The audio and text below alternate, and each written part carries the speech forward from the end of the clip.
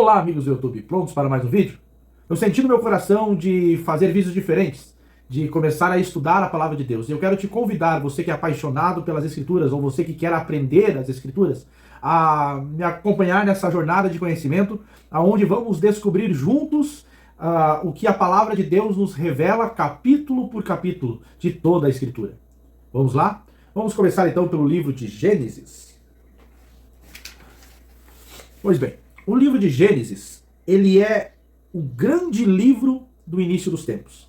Em conformidade com os significados dos seus nomes em hebraico e grego. Bereshit, no princípio em hebraico, baseado em Gênesis 1, e Genésios, de origem, baseado em capítulo 2, versículo 4. O livro nos permite ver o início de uma grande variedade de realidades que moldam a nossa existência diária. A criação do universo e do planeta Terra, as origens da vida vegetal e animal, e as origens dos seres humanos, do casamento, das famílias, das nações, da indústria, da expressão artística, do ritual religioso, da profecia, do pecado, da lei, do crime, do conflito, da punição e da morte. Este livro de Gênesis é um livro muito interessante. Vamos começar então pelo versículo 1, que nos diz: no princípio criou Deus o céu e a terra. Este versículo de abertura da Bíblia, apenas 7 palavras em hebraico, estabelece 7 verdades essenciais, que as quais se baseiam no restante da Bíblia. Nem no hebraico e nem no grego nós encontramos o artigo no princípio. Isso significa que, se você pegar o original, o texto original no hebraico, ou a Bíblia no grego, ela não vai começar dizendo no princípio criou Deus o céu e a terra. Porque o artigo no não se encontra no hebraico e nem no grego. Antes, o texto não registra no princípio, mas em princípio. Perceba, não é no, é em princípio que está o texto original. Deixando expressamente indefinido o momento da criação visível. E assim deve aceitar e traduzir. E enquanto há inexistentes vozes a favor da inclusão do inexistente artigo no, outros tradutores vão mais além e acham que o mesmo inserindo o artigo definido, a frase parece flutuar no ar. E o leitor sente que algo a mais deve ser adicionado para lhe dizer de qual princípio se trata e traduzem no início de tudo, tentando fixar o momento exato de todo o princípio. Mas temos que entender que, primeiro, Deus existe. Esse é o passo essencial para agradá-lo e reconhecer a sua existência. Vamos ler em Hebreus 11, 6. Hebreus capítulo de número 11, versículo de número 6. Ora, sem fé é impossível agradar-lhe, porque é necessário que aquele que se aproxima de Deus creia que ele exista e que é galardoador dos que o buscam. Então, para que você comece a estudar a palavra de Deus, primeiro você tem que crer na existência dele. Porque só assim você dará crédito à sua palavra. Então, em primeiro lugar, Deus, ele existe. Segundo, Deus existia antes que houvesse um universo e existirá depois que o universo perecer. Olha o que diz Hebreus, capítulo de número 1, versículo de número 10 ao 12, nos diz: E tu, Senhor, no princípio fundastes a terra, e os céus são obras de suas mãos. Eles perecerão, isso é, os céus e a terra. Mas tu permanecerás, está falando de Deus. E todos eles, céus e terra, como roupa envelhecerão, e como um manto os enrolarás, e como uma veste se mudarão, mas tu és o mesmo, está falando de Deus, e os teus anos não acabarão. Olha que interessante. Então, em primeiro lugar, Deus ele existe. Em segundo lugar, ele existe antes mesmo da fundação do mundo, antes mesmo de Deus criar os céus e a terra. Então, isso nos mostra que essa expressão no princípio, na verdade, é em princípio, porque o no é um artigo definido, que lá no começo de tudo, dando a entender que houve um início, mas na verdade, em princípio, significa que Deus existia antes mesmo de haver um início. Olha que interessante. E em terceiro lugar, Deus é o principal personagem da Bíblia. Ele é o sujeito de mais verbos que qualquer outro personagem. E executa uma variedade mais ampla de atividades do que qualquer outro ser mencionado nas páginas sagradas. Em quarto lugar, como o Criador, o Deus tem feito o que nenhum ser humano jamais poderia fazer. Em sua forma ativa, o verbo hebraico bara, que significa criar, nunca tem um sujeito humano. Olha, interessante. Então, Deus que existia em princípio, ele criou. Esse criar aqui, no hebraico, ele está a palavra bara, que significa que essa palavra bara é uma criação atribuída somente a Deus. Seres humanos, quando aparece criou em ser humano, não vai aparecer a palavra bara, né? Porque bara só é destinado à criação divina. Então, no princípio, bara criou Deus. Isso é, foi algo divino que aconteceu. Portanto, bara significa uma obra que é exclusiva de Elohim, que é Deus. Em quinto lugar, Deus é misterioso, embora a palavra hebraica que para Deus seja plural, a forma do verbo do qual Deus é sujeito é singular. Talvez isso seja uma alusão sutil à natureza trindária do Eterno, né? Ele é três pessoas divinas em uma única essência divina. Isso é, nós, seres humanos, somos três em um. E Deus, ao contrário de nós, ele é um em três. Vocês estão entendendo? Nós somos três em um porque somos corpo, alma e espírito em um só corpo. Deus é um em três porque ele é Deus dividido entre Pai, Filho e Espírito Santo. Porém, eles são o mesmo Deus. Eles têm o mesmo pensamento, eles têm o mesmo poder, eles têm a mesma forma de agir e de pensar. O propósito é o mesmo. Porém, eles são figuras distintas e diferentes. Deus, o Espírito Santo e seu Filho Jesus Cristo. Mas eles são três em um. Em sexto lugar, Deus é o Criador dos céus e da terra. Ele não simplesmente modifica uma matéria pré-existente. Isso é, ele pega um cacho de uva e faz um suco. Isso é mudar a matéria já existente, modificar a matéria para outro tipo de matéria. E Deus não faz isso, mas ele chama a matéria à existência, mesmo que ela não exista. Olha o poder que é Deus. Nós podemos pegar algo criado por Deus e transformar em outra coisa. Deus ele já vai além. Ele chama à existência as coisas que não existem. Isso é muito interessante. Em sétimo lugar, Deus não é dependente do universo, mas o universo inteiro. Ele é totalmente dependente de Deus. Então o versículo primeiro é: em princípio, foi feita uma criação divina por Deus e ele criou o céu e a terra. Perceba que o céu aqui, criado, ele não é o céu do firmamento, porque Deus vai criar o firmamento depois, nos próximos versículos. Esse céu aqui é o céu onde Deus habita juntamente com seus anjos. Então, primeiro Deus cria um mundo espiritual e também cria um mundo físico. Deus criou os céus e criou a terra, em primeiro lugar. E o versículo 2 vai dizer que a terra que Deus criou era sem forma e vazia, e havia trevas sobre a face do abismo, e o Espírito de Deus se movia sobre a face das águas. Traduções da Bíblia desde o tempo da Septuaginta. O que é a Septuaginta? É a tradução do Antigo Testamento, a tradução da Torá para o grego em 175 a.C., né? Aconteceu aproximadamente quando Alexandre o Grande ainda reinava na Grécia no século III ao século I. Antes de Cristo aconteceu essa tradução onde os gregos pegaram a Torá e traduziram ela para a sua língua. Tem traduzido o primeiro verbo hebraico nesse versículo como era. Tá? No princípio, criou Deus os céus e a terra, e a terra era, sem forma e vazia. Este verbo está falando. Contudo, em um esforço para explicar as origens do mal, ou encontrar evidências bíblicas para uma terra mais velha. Alguns estudiosos, alguns teólogos da Bíblia têm sugerido que este verbo deveria ser traduzido como tornou-se. Isso é, muitos teólogos eles dizem que esse verbo era, a terra era sem forma, deveria ser mudada por a terra tornou-se sem forma e vazio. Isso é, tentando dizer que Deus criou uma terra e essa terra possivelmente foi destruída. E aí eles vão afirmar que a terra foi destruída por causa de uma rebelião que Satanás teve nos céus, lá no Apocalipse 12. E essa rebelião, ela fez com que os anjos do céu fossem expulsos para a terra. E eles falam que tudo que cai na terra, passa pela atmosfera, vai pegar fogo. E aí vai acabar destruindo toda a terra. O que a ciência também vai chamar de chuva de meteoro, que matou os dinossauros na antiga Pangeia, quando a terra, todos os continentes eram agrupados e os mares cercavam o resto do universo.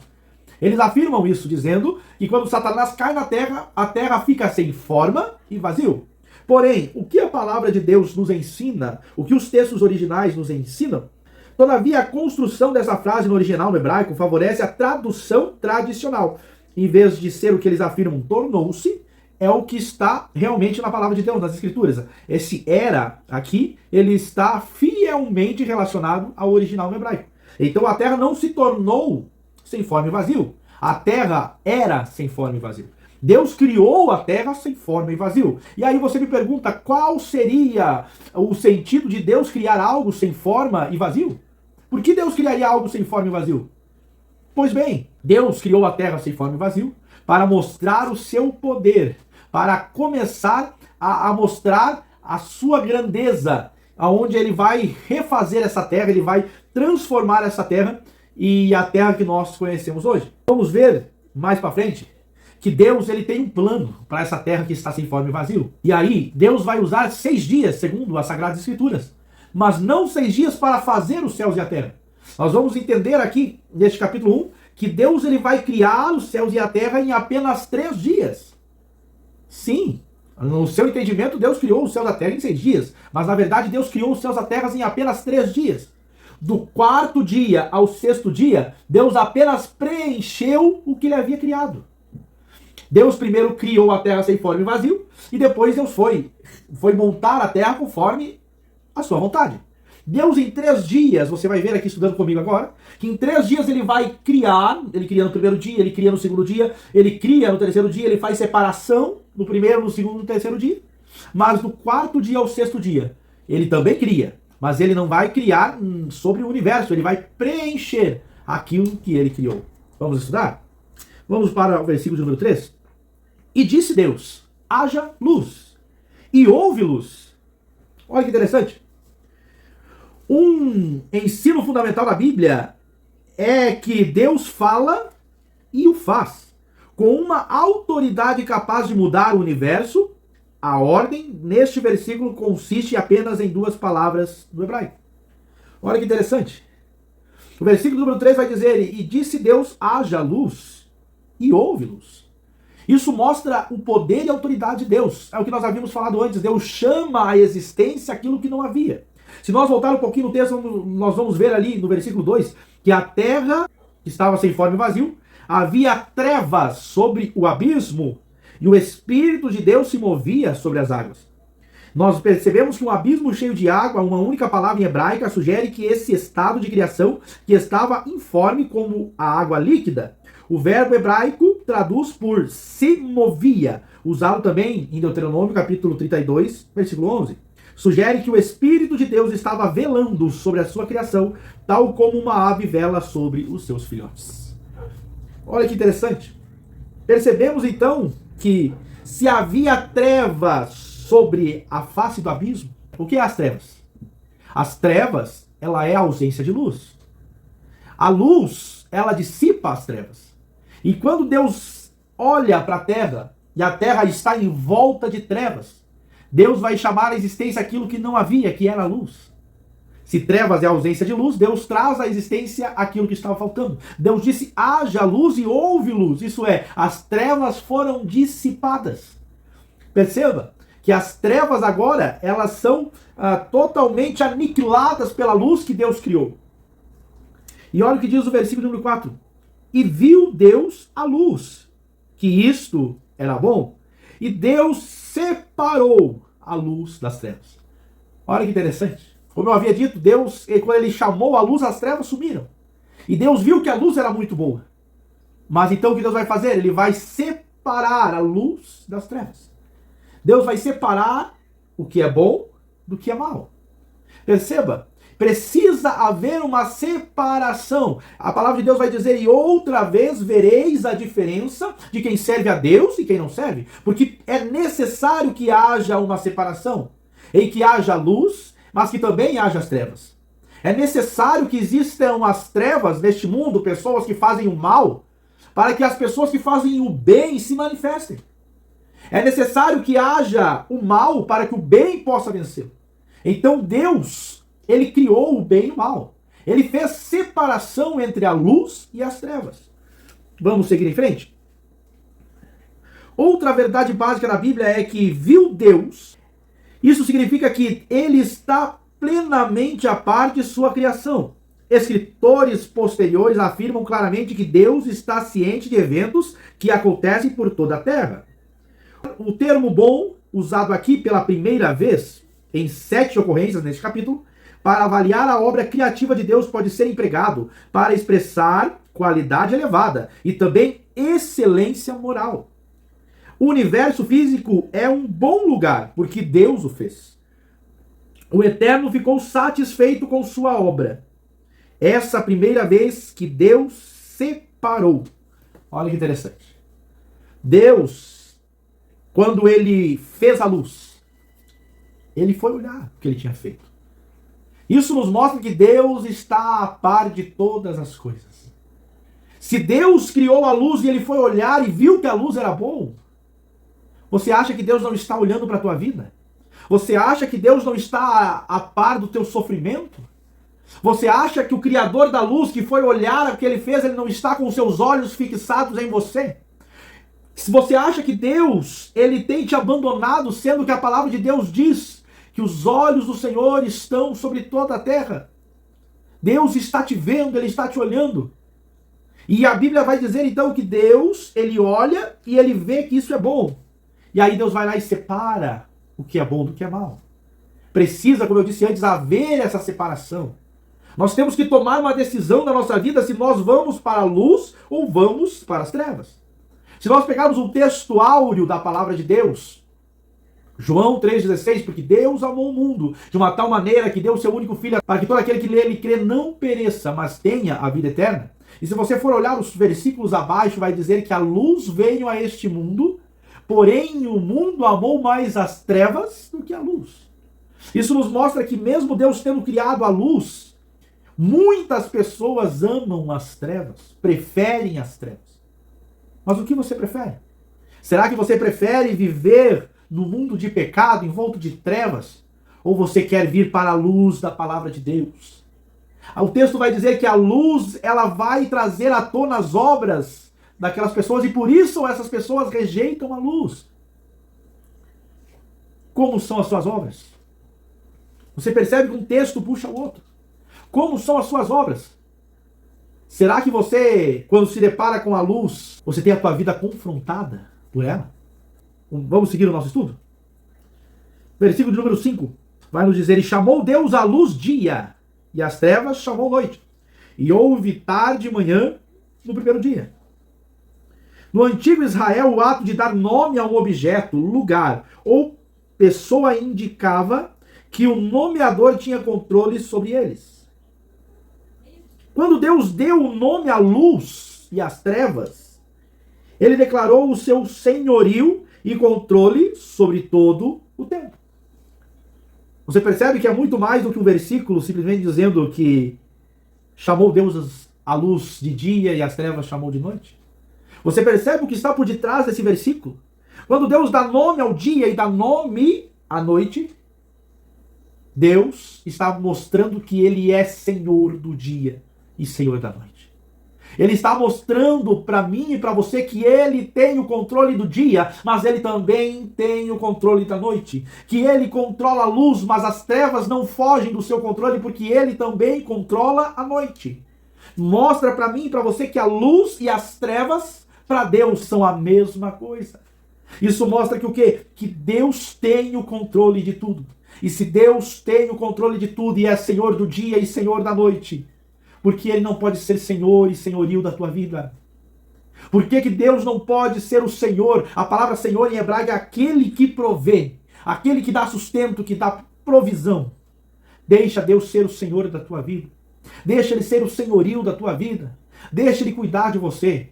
Esta palavra, a Bíblia, ela é fantástica. Quanto mais a gente lê, mais a gente estuda, mais a gente se depara, examina os versículos, nós aprendemos muito mais com a palavra de Deus.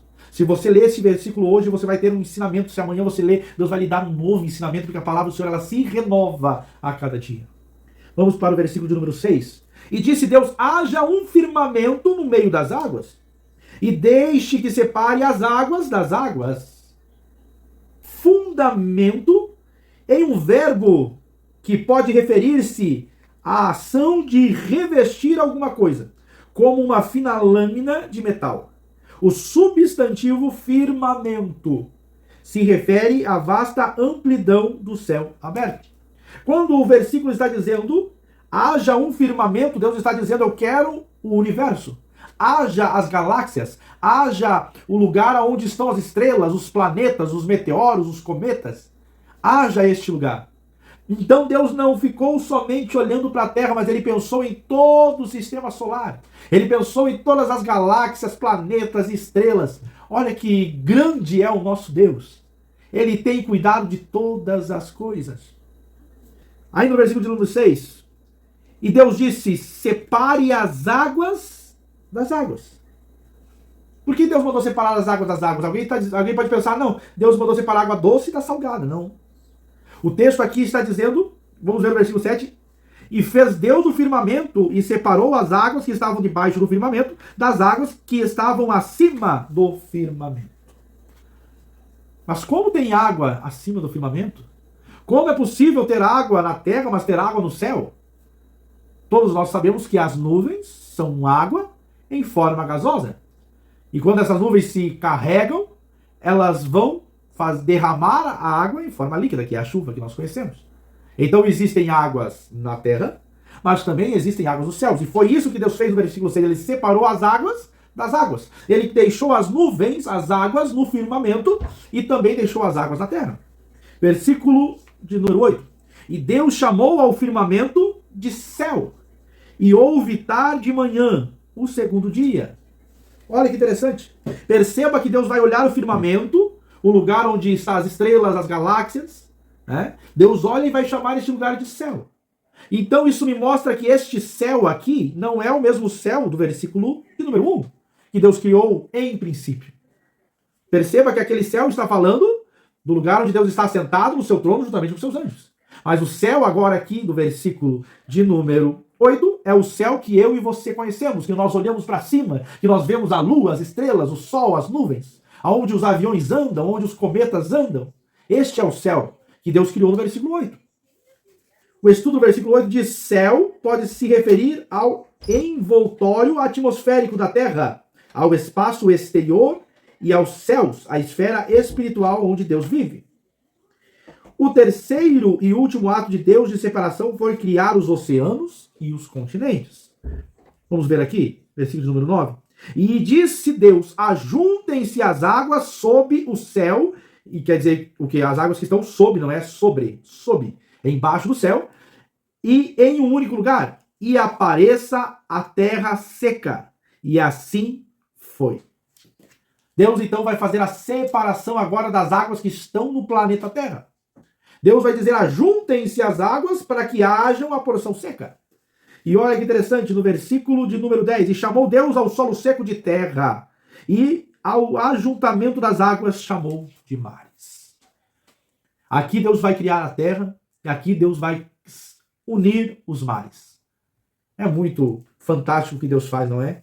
Em seu terceiro e último ato de nomeação, Deus demonstrou a sua autoridade sobre toda a terra. Isso contrasta com aquilo que os vizinhos politeístas de Israel acreditavam, acerca da extensão dos poderes divinos. Os deuses deles não eram todos poderosos, mas ao invés disso exerciam autoridade sobre apenas um território limitado. Os deuses da Síria, na Síria, os deuses do Egito, no Egito. Porém, o Deus de Gênesis 1 detém o domínio sobre todas as coisas, em todos os tempos e em todos os lugares.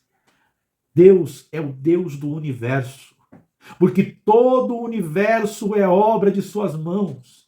Todo o universo foi criado por ele. E se foi criado por ele, o mundo, a terra, os mares, eles pertencem a Deus, porque ele é o Criador, ele é o Senhor sobre toda a terra, céus e mares. Vamos para o versículo de número 11. E Deus viu que isso era bom, versículo 11. E disse Deus: deixe a terra trazer a relva, e a erva produzindo semente, e a árvore frutífera produzindo fruto, segundo a sua espécie, cuja semente esteja em si mesma sobre a terra, e assim foi. Olha que interessante o versículo de número 11. Se nós ler rapidamente aqui, nós vamos ver aqui Deus está mandando, Deus está criando primeiro os vegetais, Deus está criando primeiro a relva, Deus está criando primeiro as árvores frutíferas. Mas por que Deus primeiro criou as árvores frutíferas? Por que Deus primeiro, antes de criar o homem, a mulher, os animais, Deus vai criar a erva no campo? Em preparação para o surgimento da vida animal e humana, Deus providenciou um abundante suprimento de comida. Perceba o cuidado que Deus tem. Deus jamais vai fazer algo sem ter um planejamento primeiro. Então, se algo está acontecendo na tua vida, ela não fugiu do controle de Deus, saiba que Deus tem um propósito em tudo isso. Saiba que Deus está no controle. E que antes mesmo de você estar passando por isso, Deus já estudou e Ele tem preparado o teu sustento e aquilo que você necessita para vencer essa prova. Antes de Deus criar os animais, Deus criou a comida para eles. Deus tem cuidado de você. Deus tem, aleluia, Ele tem olhado para você com muito amor, com muito carinho. Ele tem cuidado para você. Quando os discípulos chegaram à praia, a palavra de Deus vai dizer que eles tentaram pescar a noite inteira e não conseguiram. Mas quando eles chegaram à praia, Jesus estava com uma fogueira acesa e assando os peixes que eles não conseguiram a noite inteira pegar. Jesus já estava com a comida pronta para eles. Isso me mostra que aquilo que você necessita, Jesus já tem preparado para você. Deus já tem preparado para você porque Ele tem cuidado de vós. Olha que interessante que é este versículo, que grandioso é este versículo. Mas vamos seguir. Versículo de número 12. E a terra produziu a relva e a erva que dava semente, segundo a sua espécie, e a árvore frutífera cuja semente estava nela, segundo a sua espécie. E Deus viu que isto era bom. Versículo 13. E houve tarde e manhã o terceiro dia. O ensino bíblico constante é que o parecido gera o parecido. Estabelece esse princípio para a vida vegetal. Enquanto 5 dos 6 dias incluem pelo menos um ato de criação avaliado como bom, somente o terceiro e o sexto dia possuem essa declaração mais de uma vez. Se você lê o primeiro e o segundo dia, viu Deus que era bom, viu Deus que era bom. Mas no terceiro dia vai aparecer mais de uma vez e viu Deus que isso era bom. E Deus viu que isso era bom. Deus, ele tem acompanhado a sua obra de perto. Deus não é um Deus de longe. Vamos para o quarto dia. Entenda o que eu falei antes de nós ir para o quarto dia. Entenda o que eu falei antes. Perceba que Deus criou, Deus separou e Deus nomeou nos 3 primeiros dias. Os 3 primeiros dias é a criação. Os outros 3 dias, Deus vai usar o quarto dia, você vai ver aqui, Deus vai usar o quarto dia para preencher o primeiro dia. Deus vai usar o quinto dia para preencher o segundo dia. E vai usar o sexto dia para preencher o terceiro dia. Vamos lá? E diz a palavra do Senhor, versículo de número 14. E disse Deus, haja luzes no firmamento. Lembra do primeiro dia? Estamos no quarto dia. Primeiro dia, disse Deus, haja luz. Agora Deus vai dizer no quarto dia, haja luzes no firmamento. Deus vai dizer agora no quarto dia, haja luzes no firmamento do céu para dividir o dia e a noite, e que sejam por sinais, e para estações, e para dias, e para anos. Versículo 15. E que eles sejam por luzes no firmamento dos céus, para dar luz sobre a terra. E assim foi, e fez Deus 2 grandes luzes, a luz maior para governar o dia, e a luz menor para governar a noite. E também fez as estrelas. Versículo 16. Olha que interessante. Os eventos do quarto dia complementam aqueles do primeiro dia, preenchendo o dia e a noite com formas acabadas de luz. Você percebe? Deus primeiro criou a luz, mas agora ele vai dar forma à luz. E os luzeiros, que a palavra de Deus diz que Deus criou, do dia ele vai chamar de sol. E o da noite Deus vai chamar de lua. São luzes que Deus criou e agora ele vai dar forma a essas luzes. Olha que interessante.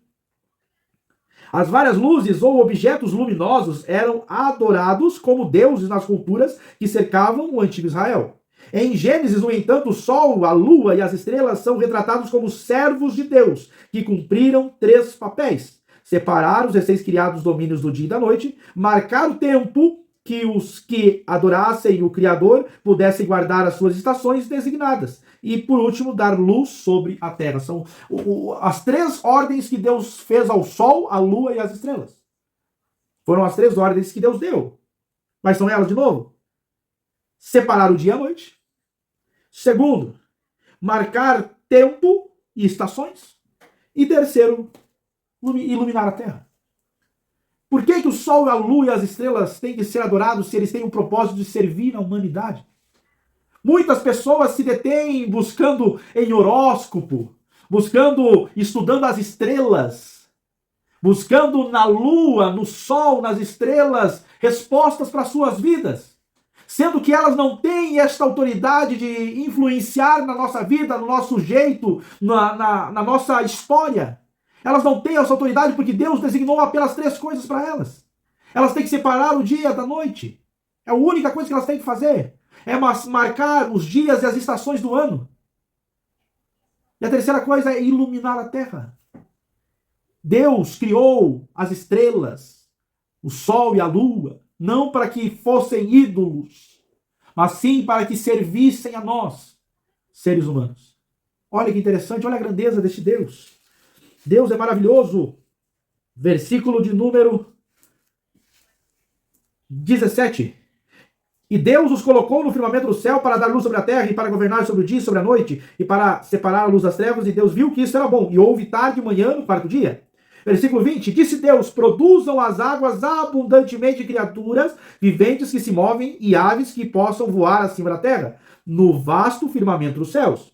Versículo 21. E Deus criou grandes baleias e todas as criaturas viventes que se movem, que as águas produziam abundantemente segundo a sua espécie, toda ave alada, segundo a sua espécie. E Deus viu que isto era bom.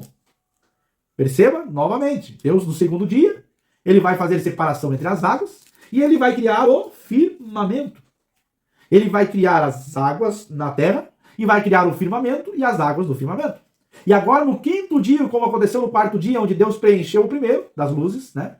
Deus agora vai preencher o que ele fez no 2º dia, que é: povoem-se as águas da terra, mas também povoem-se o firmamento.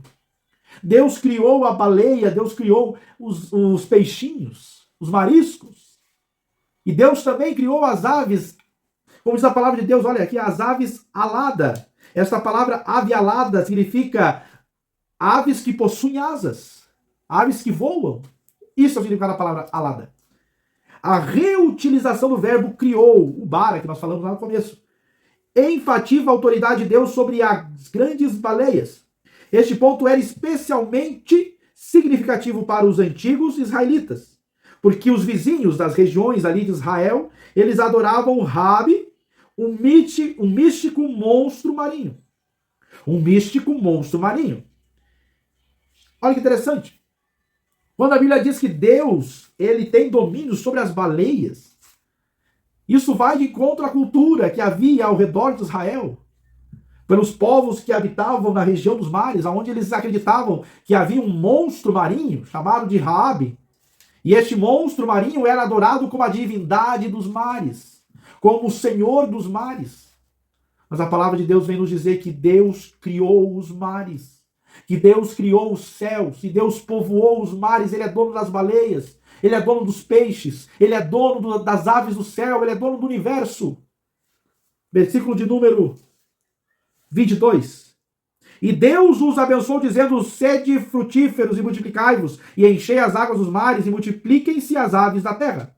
E houve tarde e manhã o 5º dia. Versículo 23. Perceba a ordem que Deus vai dar para os animais. É semelhante à ordem que Deus vai dar aos seres humanos. Só que, quando Deus dá ordem aos seres humanos, ele vai dizer o quê? Que vocês dominem sobre todos os animais. Mas sobre os animais, Deus não deu ordem para dominar sobre ninguém. Mas Deus deu ordem aos homens, aos seres humanos. Versículo de número 26. Nos diz a palavra de Deus, versículo de número 24. E disse Deus: produza a terra criaturas viventes segundo as suas espécies, gado e seres rastejantes, e animais da terra segundo a sua espécie. E assim foi. Versículo 25. E fez Deus os animais da terra segundo a sua espécie, e o gado segundo a sua espécie, tudo o que rasteja sobre a terra segundo a sua espécie. E Deus viu que isto era bom. Mas ele não terminou a criação aqui. Deus agora vai fazer, como havia feito no quarto e no quinto dia, que ele vai preencher o primeiro e o segundo. Deus separou a terra no terceiro dia. Mas agora ele precisa povoar, preencher a terra. E aí Deus já havia criado a comida. O sustento Deus já havia feito. Agora Deus precisava colocar alguém para suprir com esse sustento. Então Deus vai criar os animais na terra. Mas Deus não parou por aí. Versículo de número 26. Que nos diz a palavra do Senhor. Façamos um homem à nossa imagem, conforme a nossa semelhança. E que eles tenham domínio sobre os peixes do mar, e sobre as aves do céu, e sobre o gado, e sobre toda a terra, e sobre todas as coisas rastejantes que rastejam sobre a terra. Assim Deus criou o homem à sua própria imagem, a imagem de Deus o criou. Macho e fêmea, ele os criou. E Deus os abençoou, e Deus lhe disse: sede frutíferos, multiplicai-vos, e reabasteçam a terra, e subjugai-a, e tende domínio sobre os peixes do mar, e sobre as aves do céu, e sobre todas as coisas viventes que se movem sobre a terra. Olha que interessante. Deus no sexto dia vai criar o homem. E ele vai dizer: façamos, pois, o homem à nossa imagem e semelhança. Perceba aqui que Deus não disse aos animais, que Deus não disse às aves do céu, mas Deus disse para o homem: você é minha imagem e semelhança. Mesmo que hoje eu e você tenhamos uma imagem e uma semelhança distorcida do que Deus havia criado. Mas a palavra de Deus nos garante que nós teremos a semelhança de Cristo. Quando nós aceitamos Jesus como nosso Salvador e deixamos Ele transformar a nossa vida, aquela imagem e semelhança que foi deturpada por Satanás e o pecado, agora ela se torna uma imagem e semelhança de Cristo. O apóstolo Paulo vai dizer: sedes meus imitadores como eu sou de Cristo. Aleluia! Novamente a criatura vai se parecer com o seu Criador. O uso que Deus faz sobre o verbo e os pronomes no plural, façamos a nossa, para se referir a si mesmo, tem levantado muitas perguntas.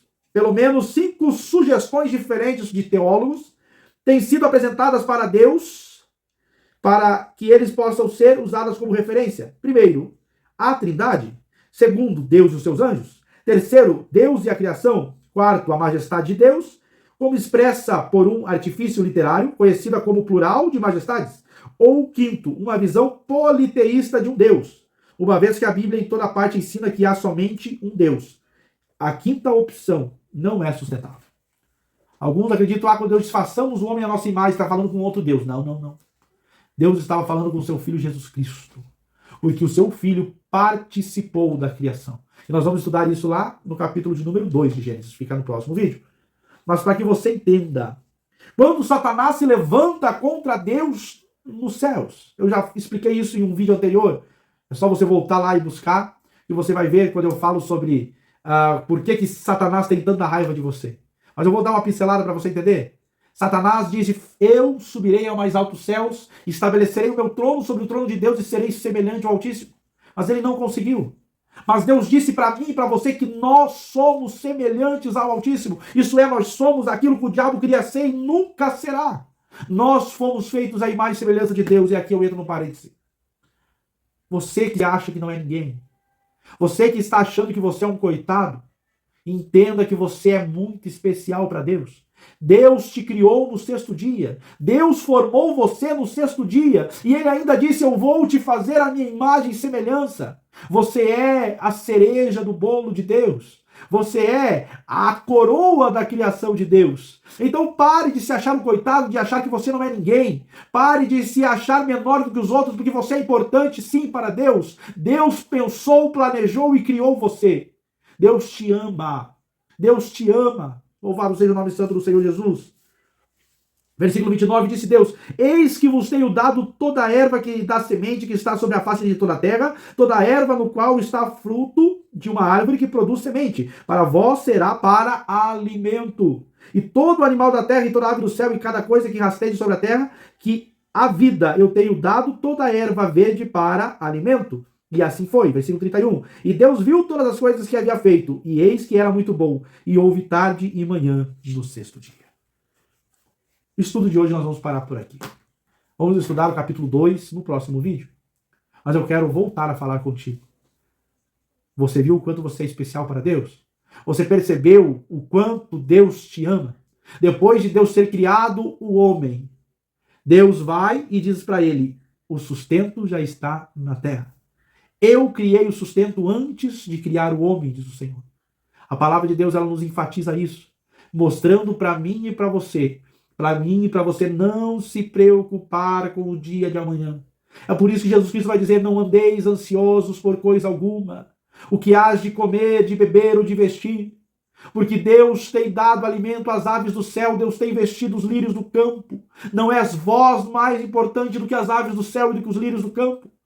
Deus tem cuidado de você. É por isso que Jesus vai dizer: buscai em primeiro lugar o reino dos céus e a sua justiça, e as demais coisas vos serão acrescentadas. Porque Ele tem preparado para você. Nós vamos ver no capítulo de número 2, no próximo vídeo, que aqui no capítulo 1, você vai ver ele sendo chamado de Deus. Deus, Deus, Deus. Criou Deus e viu Deus e olhou Deus. Mas depois que ele dá ordem para o homem se alimentar de toda a fruta, lá no capítulo 2, no próximo vídeo você vai entender que Deus será chamado de Senhor. Porque ele só passa a ser Senhor depois que ele provê alimento ao homem. Deixa Deus ser o provedor da tua vida. Ele não quer ser apenas Deus, mas ele quer ser Senhor da tua vida. Entregue os seus caminhos ao Senhor, confia nele e tudo ele fará. Que Deus te abençoe e até o próximo vídeo.